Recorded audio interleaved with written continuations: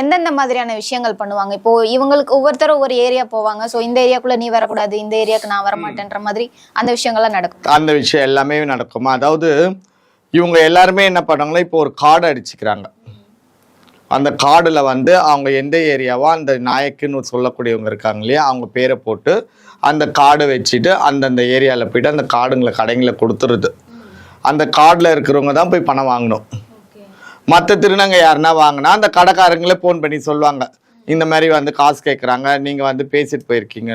அப்போ இவங்க ஒரு கும்பலாக ஒரு ஆட்டோவில் ஒரு 5 பேர் போயிட்டு ஒரு 2-3 ஆட்டோவில் போயிட்டு அவங்கள அடிக்கிறது, அடித்து அவங்க துணியெல்லாம் கிழிக்கிறது, அங்கே அசிங்கமாக பேசுது. அப்போ அவங்க என்ன பண்ணுவாங்க?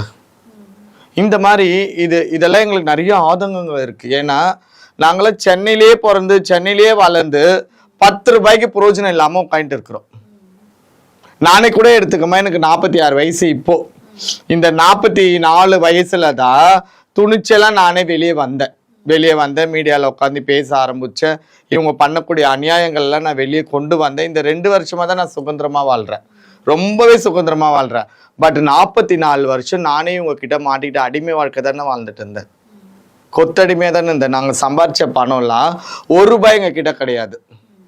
எங்களோட ரத்தத்தெல்லாம் அவங்களாம் உறிஞ்சாங்க. அப்போ வந்து இந்த நாயக்கு சிஸ்டம் உருவாகி இப்போ 5 வருஷம் ஆகுது. இந்த 5 வருஷத்துல 50 வருஷம் சம்பாதிக்கக்கூடிய வருமானத்தில் இந்த 5 வருஷத்துலேயே இவங்க சம்பாதிச்சிட்டாங்க. அப்பனா பார்த்துக்கோங்க. இதுக்கு மேலேயும் இந்த நாயக்கு சிஸ்டம் சென்னையில் வேணுமா அப்படின்றது தான் என்னோட மிகப்பெரிய கேள்வி.